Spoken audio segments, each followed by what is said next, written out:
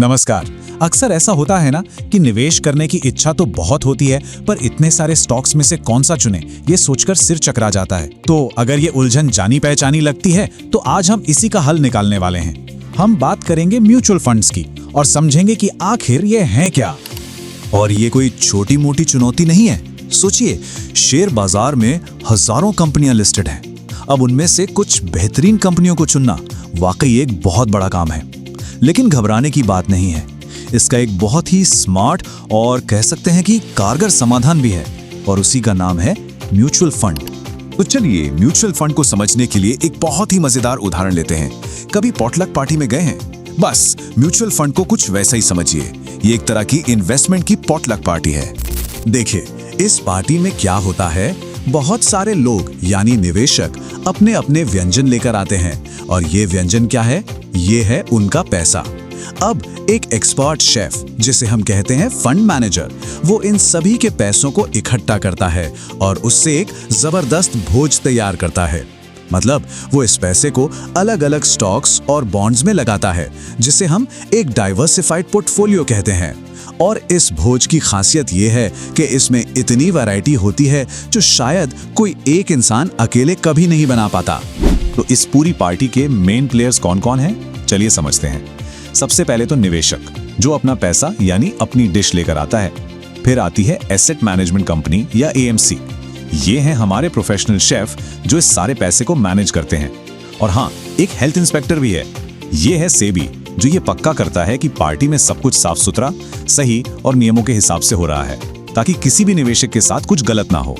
ठीक है, तो पार्टी में अपना हिस्सा तो डाल दिया, पर अब ये कैसे पता चलेगा कि हमारे हिस्से की कीमत क्या है? मतलब हमारी प्लेट की वैल्यू कितनी है? चलिए अब इसी को समझते हैं।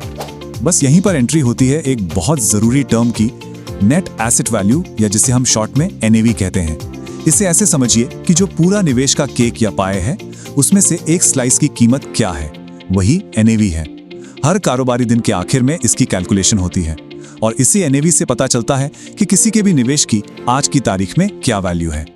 अच्छा, अब सवाल ये उठता है कि ये एनएवी बदलता कैसे है? जरा इस टेबल को देखिए, बहुत आसानी से समझ आएगा।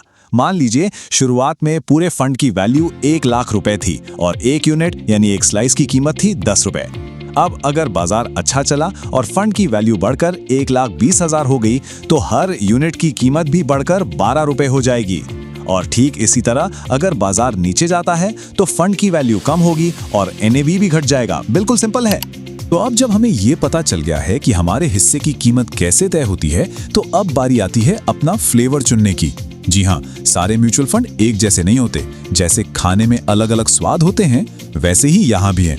और हर कोई अपने लक्ष्य और जरूरत के हिसाब से सही फ्लेवर चुन सकता है। मोटे तौर पर देखें तो फंड्स के 2 तरह के स्ट्रक्चर होते हैं। पहला है ओपन एंडेड फंड। इसका दरवाजा हमेशा खुला रहता है, मतलब जब चाहे इसमें पैसा लगा सकते हैं और जब चाहे निकाल सकते हैं। ज्यादातर फंड्स इसी कैटेगरी में आते हैं। दूसरी तरफ है क्लोज एंडेड फंड्स।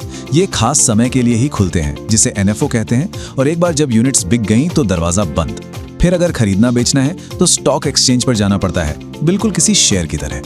अब बात करते हैं फ्लेवर्स की। अगर किसी को मेन्यू में कुछ तीखा, कुछ मसालेदार चाहिए, यानी हाई रिटर्न की चाहत है, तो उनके लिए हैं इक्विटी फंड्स। ये फंड्स अपना पैसा सीधे कंपनियों के शेयर्स में लगाते हैं। इनका मकसद होता है पूंजी को तेजी से बढ़ाना।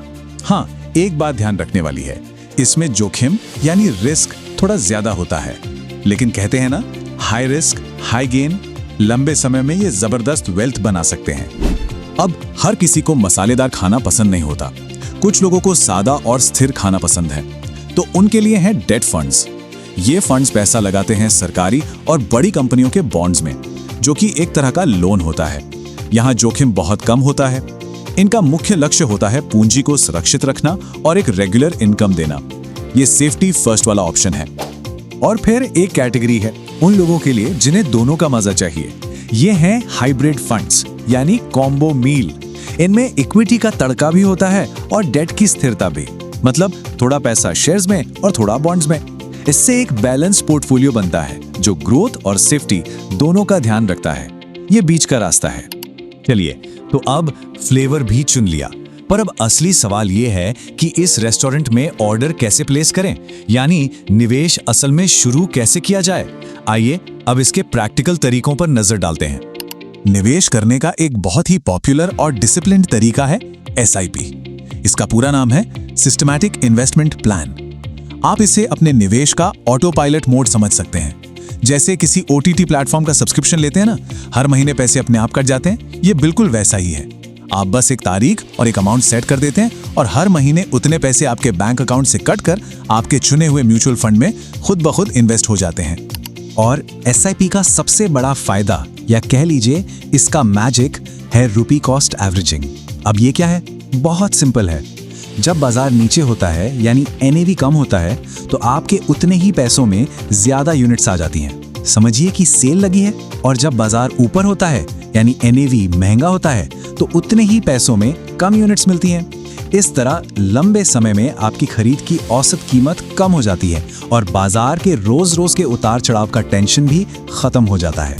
अब फंड में निवेश करने के भी दो रास्ते हैं। पहला है डायरेक्ट प्लान। यह है डू इट योरसेल्फ या DIY रास्ता। इसमें आप सीधे फंड कंपनी से फंड खरीदते हैं, बीच में कोई एजेंट नहीं होता, इसलिए इसकी फीस, जिसे एक्सपेंस रेशियो कहते हैं, वो कम होती है। दूसरा है रेगुलर प्लान। ये एक गाइडेड टूर जैसा है। इसमें आप किसी डिस्ट्रीब्यूटर या एडवाइजर की मदद से निवेश करते हैं। वो आपकी मदद करते हैं, इसलिए इसमें फीस थोड़ी सी ज्यादा होती है। तो कुल मिलाकर बात यह है कि म्यूचुअल फंड्स निवेश की दुनिया में एंट्री करने का एक बहुत ही शानदार और आसान तरीका है।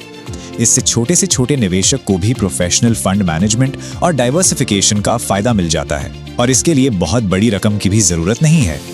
तो अब जब म्यूचुअल फंड्स की बेसिक बातें समझ आ गई हैं, तो अब असली काम शुरू होता है। सोचिए, वो पहला फाइनेंशियल गोल क्या होगा जिसके लिए निवेश की इस यात्रा को शुरू किया जा सकता है? घर खरीदना, बच्चों की पढ़ाई, या फिर रिटायरमेंट? शुरुआत कहीं से भी हो सकती है।